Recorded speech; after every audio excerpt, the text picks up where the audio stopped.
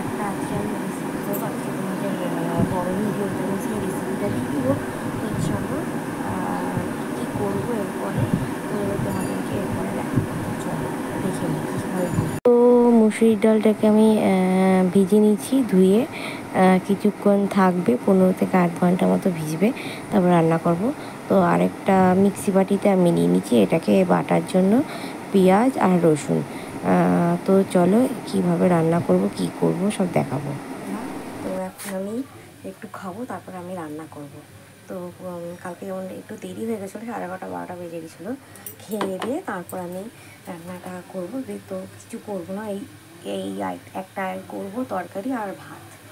তো চলো বন্ধুরা, তো টিভি দেখতে দেখতে খাওয়া হয়ে গেছে, তো চলো এবার রান্নাঘরে যাই, রান্নার ব্যবস্থা করি। তো বন্ধুরা আমার খাওয়া হয়ে গেছে, হাত ধুয়ে এবার আমি এই ডালটাকে বাটবো পেঁয়াজ রসুন দিয়ে। তো এই দেখো মিনিমাম আমার বাটাটা হয়েই এসছে, তো দেখতেই পাচ্ছ এইভাবে বাটা হয়েছে। তো চলো রান্না করে নিই। কাজ আছে, এই গ্যাসটাই কেটে নেবো, তো তারপর রান্না বসাবো। তো চলো কেটে নিই।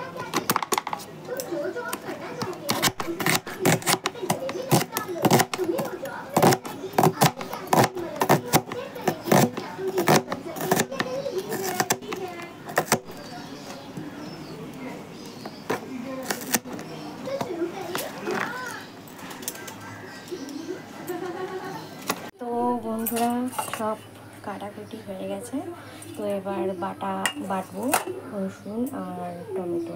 তো চলো বেটে নিই।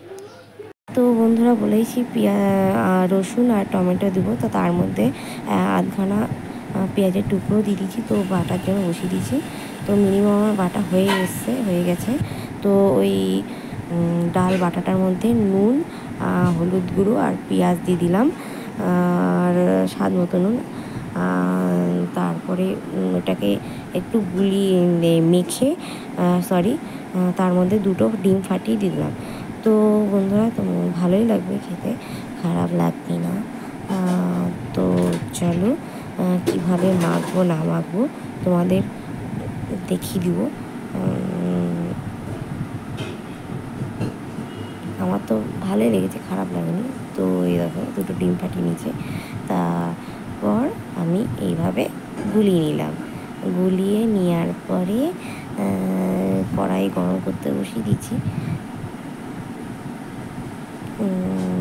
তেল দিব। তার মধ্যে দেখো তেল দিয়ে দিচ্ছি গরম করার জন্য। তার মধ্যে গরম হওয়ার পরে ডাল বাটাটা দিয়ে দিলাম। তো তোমরা এটাকে নাম দিতে পারো ডিম ডালের ধোকা। তো তারপরে আমি ঢাকা দিয়ে দিলাম, একটু ফুলে উঠবে। তো ভাজার পরে ঠিক এরকম হবে দেখতে। তো আমি এটাকে কেটে নেব ধোকার মতো করে। কাটার পরে ঠিক এরকমভাবে কাটতে হবে।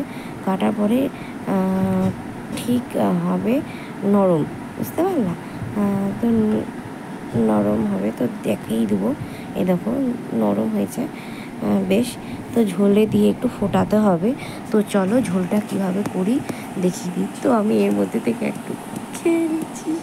তো কী বলবো, আমার কি বাজে লাগলো তো জানি না, আমার বরের কেমন লাগলো, আমার তো খেয়ে মোটামুটি লাগলো, খুব ভালো লাগেনি। তো কড়াইয়ের মধ্যে আরেকটু তেল দিয়ে জিরে ফোড়ন দিয়ে আলুগুলো ছেড়ে দিলাম ভাজার জন্য।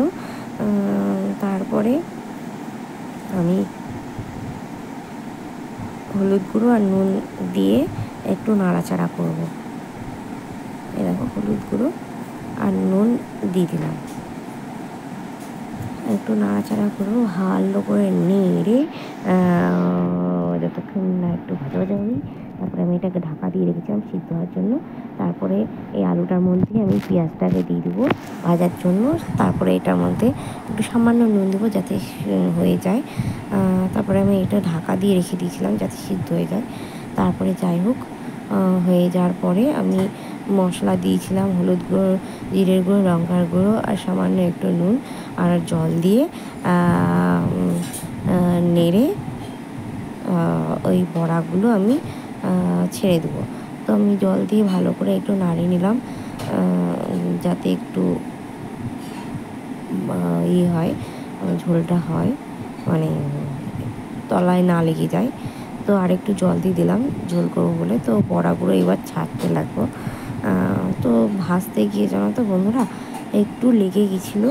তো তারপরে আমি যে কটা বড়া ছিল সব ঢেলে দিলাম। ঢালার পরে একটু ফুটবে কিছুক্ষণ। ফোটার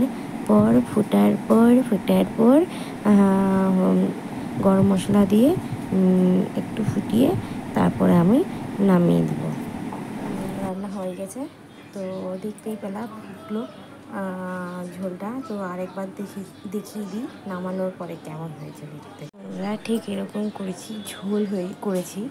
তো কষা কষা হয়তো একটু করে, আমি ফেসবুক থেকে করেছিলাম, ফেসবুক না ইউটিউব দেখে আমার ঠিক মনে নেই। তো এরকম হয়েছে দেখতে। কেউ করো তাহলে এরকম ঝোলও করতে পারো, আবার কষাও করতে পারো। এটা ভাত দিয়েও খেতে ভালো লাগবে, আবার রুটি দিয়েও ভালো লাগবে। যদি ভালো লাগে সাবস্ক্রাইব, কমেন্ট আর শেয়ার করে দিন। Tata, bye. ভালো লাগলে সাবস্ক্রাইব।